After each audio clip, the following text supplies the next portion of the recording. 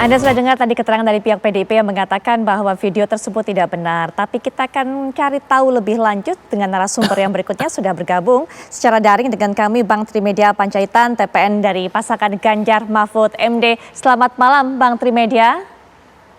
Selamat malam, maaf saya masih di jalan nih. Baik Bang Trimedia. Nah Bang Trimedia, sebenarnya kita sudah sering bahwa kubu pengusung Ganjar dan juga Mahfud MD ini, terutama juga kemarin dari salah satu pidato yang disampaikan oleh Ibu Megawati, ini terus menggaung-gaungkan yang namanya kekhawatiran adanya tidak netral dalam pemilu 2024 ini. Bahkan tadi juga kami sempat tayangkan pernyataan dari Sekjen PDIP yang mengatakan adanya penggunaan instrumen hukum, kemudian juga instrumen kekuasaan. Sebenarnya apa temuan yang dialami, dirasakan oleh PDIP sejauh ini, Bang Trimedia?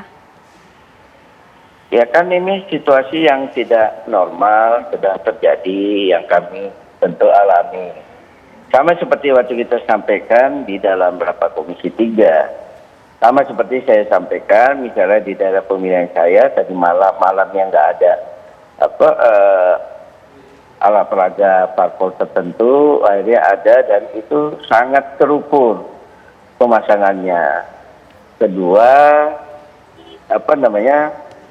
kawan-kawan juga di lapangan melihat bahwa hampir di seluruh daerah ini juga terjadi. Yang ketiga, kita lihat bahwa di beberapa daerah juga pengerusakan baliho yang dialami oleh PDIP terjadi. Ya, dan karena itu hal-hal lain yang kami rasakan tentu juga kami harus dukung dengan alat buktinya juga kita rasakan. Nah, siapa yang bermain dengan itu terhadap itu tentulah kami harus punya alat bukti yang kuat. Kalau seandainya sama seperti ditayangkan oleh TV One tadi, kita kirimkan ke Bawaslu atau kalau ada sebuah tindak pidana kita laporkan kepada kepolisian, tentulah itu akan kita lakukan sudah pasti. Karena itulah perintah dari Ketua Umum Ibu Megawati, kami membuat posko pemantau kecurangan pemilu di tingkat desa. Saya sedang di Medan, kami Rakerda PDIP Sumatera Utara itu ya juga diperintahkan supaya dilakukan di Sumatera Utara. Sehingga bisa secara nyata kita rasakan, kader-kader kami di bawah juga bisa merasakan, tentu seperti mana saya sampaikan tadi juga harus didukung alat bukti supaya kita enak melaporkannya. Sehingga kita tahu apakah institusi penegak hukum ada yang berpihak atau tidak, termasuk institusi penyelenggara, Bawaslu maupun KPU. Oke.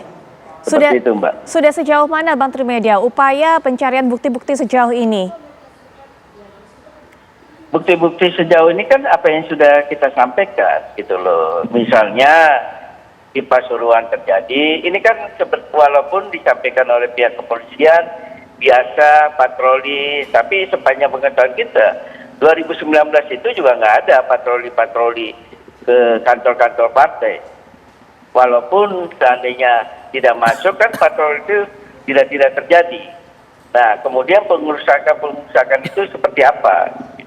Nah itu semuanya juga sedang kita kumpulkan. Karena itulah supaya lebih fair kan kita mengusulkan supaya ini sama-sama dipantau. Termasuk misalnya atau pasangan calon yang lain dari nomor 1, nomor 2 kalau ada kecurangan kita sama-sama mengungkap. Ya. Karena kalau semua kita mengungkap misalnya kami mengalami A, misalnya ada yang pasangan calon nomor 1, nomor 2 mengalami B, sama-sama kita sampaikan. Ini kontrol kepada kita semua. Seperti itu, Mbak. Baik, Bang Herzaki, bagaimana kemudian Bang Trimedia mengatakan tadi apa yang dialami oleh pasangan dari Ganjar Mahfud MD selama ini, kemudian juga upaya untuk bisa melaporkan ini semua. Bang Herzaki, tanggapannya? Ya kalau menurut kami ini sangat baik ya, jika misalnya ada tudingan-tudingan, tuduhan-tuduhan, tetapi kemudian bukan tuduhan dan tudingan, tetapi lebih pada laporan. Bagaimana data dan fakta diajukan. Kita kan inginnya bagaimana demokrasi ini kita kan bisa sehat gitu. Sehat ini pada saat kita saling adu argumen, ya kan, berdasarkan ya data dan fakta, bukan asumsi tanpa data, ya tanpa fakta yang nggak berdasar yang bisa menjurus kepada hoax kan begitu. Jadi kalau dari kami ya Kami menghormati kepada teman-teman kami sendiri, TKN misalnya, jika kami rasa ada kecurangan, tentu kami akan catat betul, akan cari datanya, dan kami akan sampaikan ke publik dan juga laporkan kepada Bawaslu. Tetapi kalau bagi kami, jika memang belum ada data dan faktanya belum lengkap lah sesuai dengan aturan, ya kami nggak mau keluar-keluar dulu gitu. Ya kan, bagi kami bagaimana kita di dalam demokrasi ini tidak istilahnya menyebarkan kabar bohong gitu. Nah ini yang kami nggak inginkan. Lalu yang kedua kan sebenarnya kan. Menurut Anda ada sebenarnya Bang begini nih Herzaki yang kemudian gitu, menyebarkan kabar bohong? Menurut Anda memang apakah ada? Ya kalau menurut kami pada saat ada tuduhan-tuduhan tidak berdasar, tidak ditindaklanjuti dengan seperti disampaikan oleh Mas Adi tadi ya. Tidak ada laporan ke Bawaslu misalnya. Tidak ada pengajuan alat bukti, ya kan? Tidak ada pengajuan saksi. Ya itu kan berarti kan sama saja, gitu kan? Namanya berupaya memfitnah, berupaya menyebarkan hoax. Nah kita akan cermati terus ya. Misalnya di tempatnya Bang Trimedia, setahu kami ya ada salah satu politisi yang kemudian sebelumnya presenter ya, menyampaikan ada begini-begini. Nah sekarang ujung-ujung malah dilaporkan balik. Kenapa? Hanya langsung melakukan tudingan gitu ya. Menuduh bahwa sudah terjadi kecurangan tanpa ada data dan fakta. Ini yang sangat disayangkan. Lalu yang kami juga ingin mencermati bahwa kan Pak Mahfud setahu kami masih Menko Polhukam ya, kan cawapresnya di tempatnya Bang Trimedia.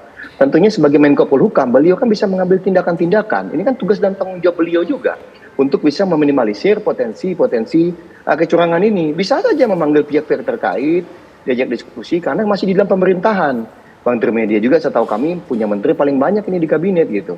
Ya kan? Jadi menjadi bagian dari pemerintah, kan bukan oposisi sebenarnya ya kan di sini. Sehingga kalau kita bicara mengenai potensi penyalahgunaan atau abuse of power, ya justru sebenarnya kan punya senjata paling kuat ini kan di teman-teman yang di sebelah gitu loh, bukan di kami gitu.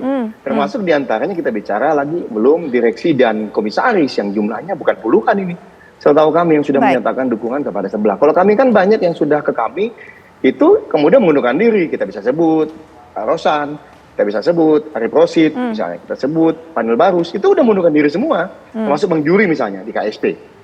Ya kan, jadi yang masuk ke tim kami ini semua rata-rata sudah mengundurkan diri, kenapa? Menghindari konflik kepentingan tadi gitu loh. Ya kan? Nah inilah yang kami sama-sama jaga. Tetapi kami percaya semangatnya tentu di kami, di TPN, di Timnas, di teman-teman media, di teman-teman pengamat, dan juga para akademisi dan masyarakat.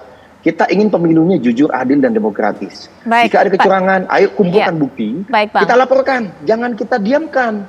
Gitu. Baik Bang Herzaki. Bang Trimet, silakan Bang Trimet. Tidak ada bukti, jangan kemudian disampaikan terlebih dahulu kepada publik. Dan tadi juga dikatakan oleh Bang Herzaki, justru memang kubu ini adanya pengusung dari Pak Ganjar dan juga Mahfud MD yang amunisinya sebenarnya lebih lengkap sebenarnya. Kita masa bersuara saja sudah tidak boleh di Republik ini. Kalau ada menganggap bahwa ada menyampaikan kabar bohong, ya laporkan aja sama polisi. Ya, satu itu. Kedua, pada saat kami di Komisi 3 kemarin, kalau misalnya ini memang tidak ada ingin menggunakan instrumen-instrumen kekuasaan, kenapa keberatan fraksi-fraksi yang mendukung Pak Prabowo pada saat kita mau minta dilakukan panja pengawasan netralitas Polri, kan nggak perlu khawatir toh. Kalau itu, kenapa misalnya di Komisi 1 itu bisa mulus terjadi? Kan kita melihat indikasi itu, bahwa indikasi itu masih embrio, bibit, bisa saja kita juga sudah berkali-kali mengikuti pemilu. Semua disusun bisa saja digunakan pada saat bulan 12 bulan 1. Tapi kan harus kita suarakan dulu. Titik-titik mana yang kita anggap bisa menjadi peluang ada penggunaan kekuasaan di ASN, di TNI Polri, termasuk penyelenggara, Bawaslu, KPU. Itu kan yang jadi anggota Bawaslu sama KPU itu melalui proses politik. Nah, mereka juga manusia biasa. Kalau seandainya kekuasaan meminta mereka melakukan A, B, dan C, tidak menutup kemungkinan. Saya sebenarnya juga mau mengusulkan kepada kawan-kawan di Komisi 2, buat dong juga untuk KPU dan Bawaslu. Ya. Jadi semua penyelenggaranya juga supaya benar-benar netral itu di tingkat pusat, provinsi dan kabupaten kota. Sama-sama kita awasi. Saya kira semua orang ingin dan masyarakat kita juga ingin pemilu kali ini tidak gaduh. Ini kan awal aja sudah kita mencium seperti itu ya kita sampaikan bahwa kemudian kita lihat nanti ada bukti yang kuat baru kita berikan. Kita juga lagi menyimpan bukti-bukti itu. Kita mengerti soal hukum, kita tahu pada saat kapan itu kita gunakan nanti. Seperti itu, Mbak. Baik, nanti bukan kemudian kita tidak ada bukti, tapi belum tentu itu kita mau keluarkan hari ini. Baik, kita verifikasi, akurasinya kita pastikan, dan pada saat yang tepat kita sampaikan, akan terbelalak mata masyarakat kita. Baik, Menteri Media, mungkin sampai di sini nanti kita akan lanjutkan setelah jeda. Bang Hersaki bisa berikan pandangannya nanti termasuk juga Mas Adi Pray, tapi setelah berikut ini apakah Indonesia Malam akhir pekan akan segera kembali saat lagi.